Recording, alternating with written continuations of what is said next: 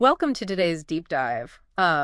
We are unpacking a pretty exhaustive analysis of Marvel's Hulk. Yeah, and our mission today is to figure out exactly how this character evolved from, a standard 1962 comic book monster into this really profound mirror for atomic anxiety and extreme psychological trauma. And cultural rebellion, too. Yeah.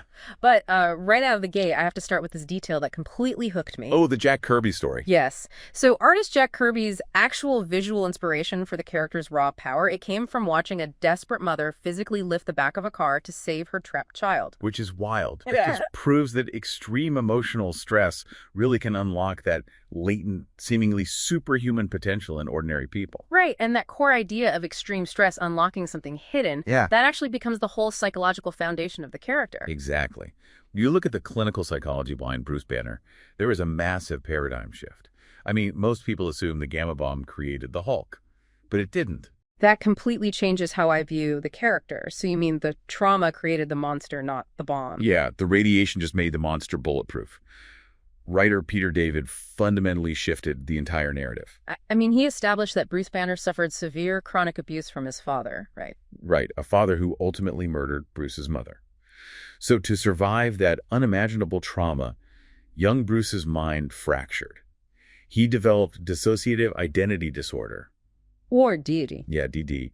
Long before he ever stepped onto a bomb testing site, the gamma radiation simply gave a physical, indestructible form to the psychological personalities he had already constructed to protect himself. Wait, so if the radiation just gave a body to the personalities he already had in his head, does that mean there's more than one version of the Hulk hiding in there? Yes. And they are fascinating, distinct personalities. You have the classic Savage Hulk, who is literally the manifestation of the abused child. He just wants to be left alone and lashes out at a cruel world. Exactly. Then there's the Gray Hulk, also known as Joe Fixit.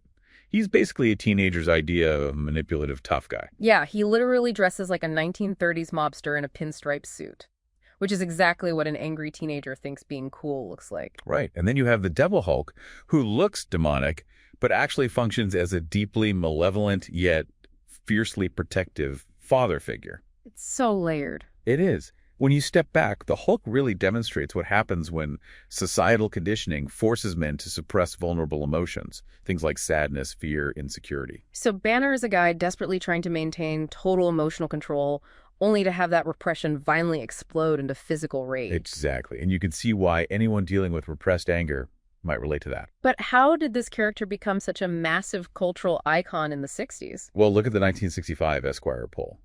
College radicals actually ranked the Hulk alongside real-world figures like Che Guevara and Bob Dylan. As a top revolutionary icon. Yes. To them, he wasn't a villain. He was a misunderstood victim, constantly fighting back against an unfeeling, aggressive military establishment.